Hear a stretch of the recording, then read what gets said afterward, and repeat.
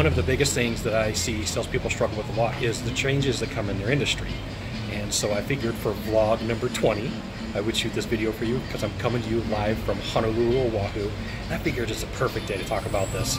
And so your industry, no matter what you have to offer, no matter what you have to sell, it's going to change. You may have a product, a service, or a widget or a gizmo, and it's manufactured by somebody, and they decide, hey, we're going to change the specifications, and we're going to make some modifications to it. And it's out of your control. You can't do a thing about it, right? They just said, hey, we're not going to make this one.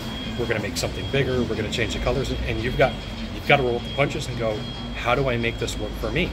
And so it's pretty fitting that I'm sitting in a rocking chair today because, like, you know, you can move forward and you can move backwards, and you know, sometimes that's the way a process is. Sometimes you feel like you're moving forward, but you're really moving backwards, and sometimes you're moving forward, and you are moving forward, okay?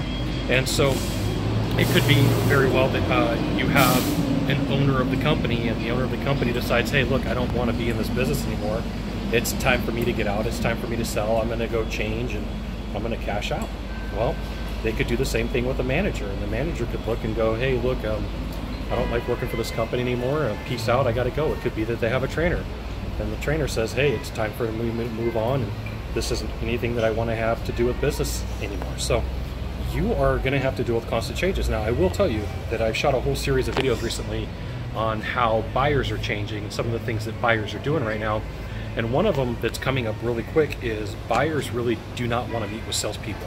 And it's getting to the point where people are doing all their own research online, and then they're meeting with a salesperson like, hey, just cut to the chase. How much is it for your widget or gizmo?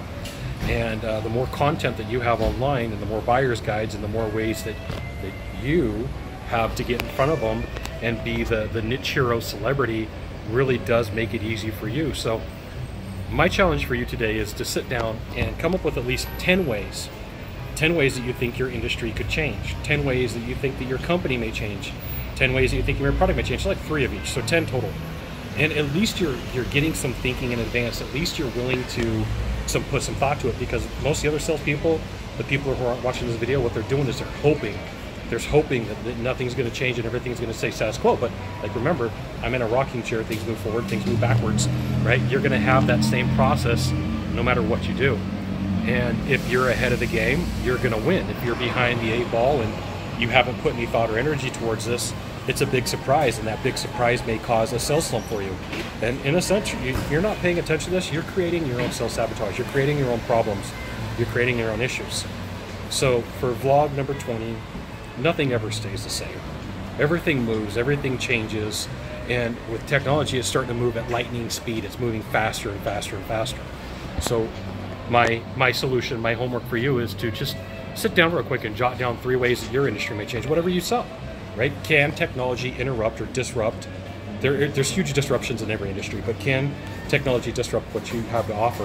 And what are you willing to do about it? What can you put into place right now as some ideas? It doesn't mean you have to build everything out 100%, but just like a quick outline. Like if it's required that I'm going to have to shoot some video and start doing a sales presentation on video, what am I going to need?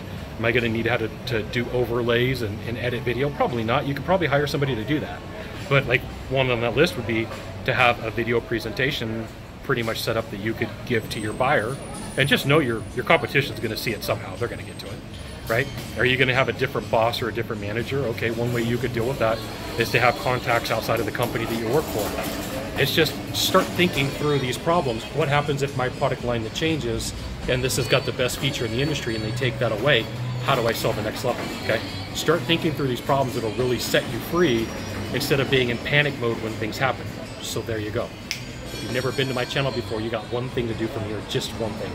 Find the subscribe button, it's in the box down below. Hit subscribe, and every time I send a video, you'll get an update that says Sylvan Bell Consulting sent out a video.